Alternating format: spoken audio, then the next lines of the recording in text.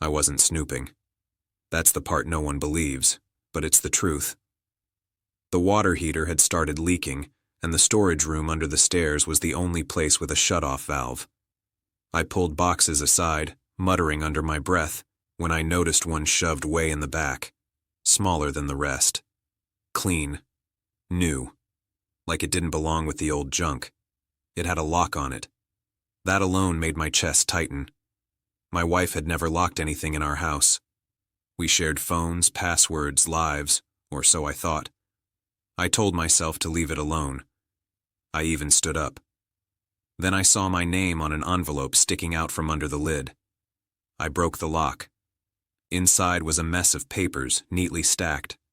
Medical bills, lab reports, prescription receipts, appointment summaries.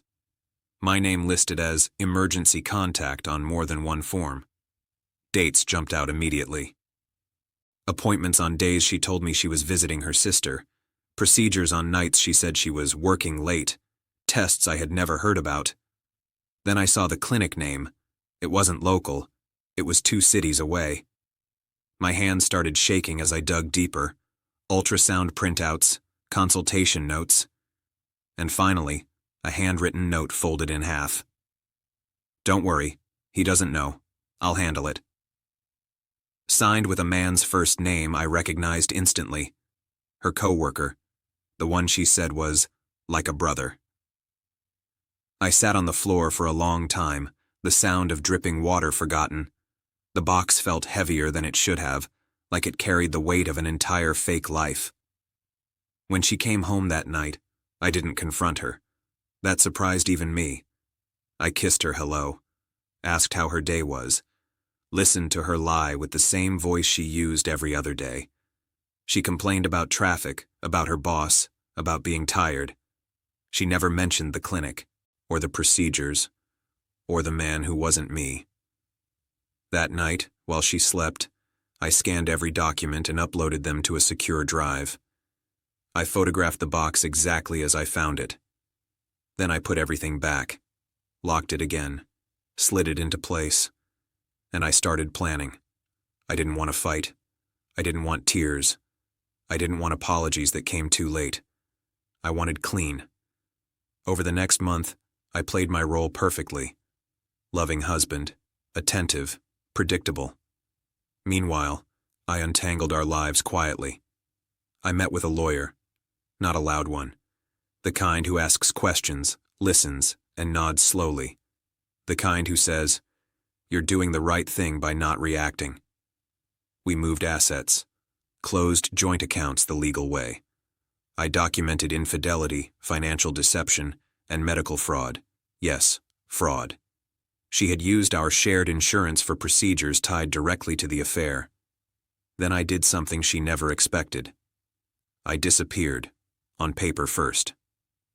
I transferred my job to a remote contract under a subsidiary name, changed my phone number, rented a small apartment in another city under an LLC my lawyer helped set up. I boxed up only what mattered to me: clothes, documents, a few photos that still felt real. The night before I left, I took the hidden box out one last time. I added something to it. A folder.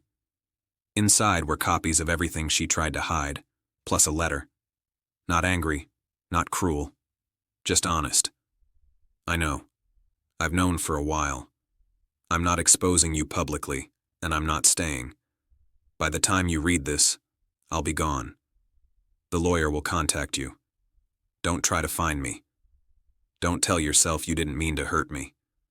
You built a whole life around lying. Now you get to live in it. I placed the letter on top, locked the box, put it back exactly where it was. Then I left.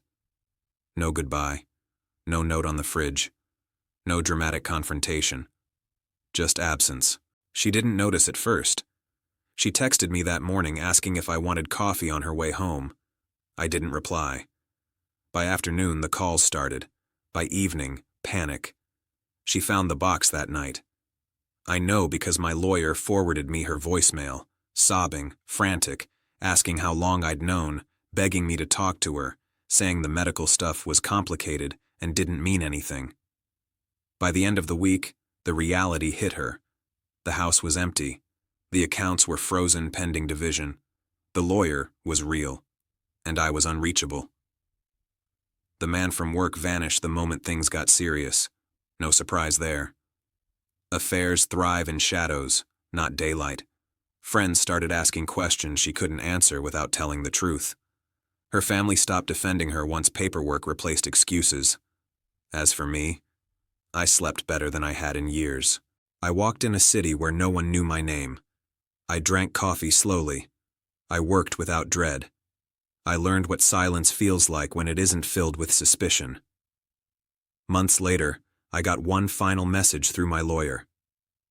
She says she just wants closure. I declined. Some people think revenge has to be loud to be epic. They're wrong. Sometimes the most devastating revenge is this: to take the truth, take your dignity, and leave someone alone with the lies they worked so hard to build. I didn't disappear to punish her. I disappeared to save myself. And that was the best decision I ever made.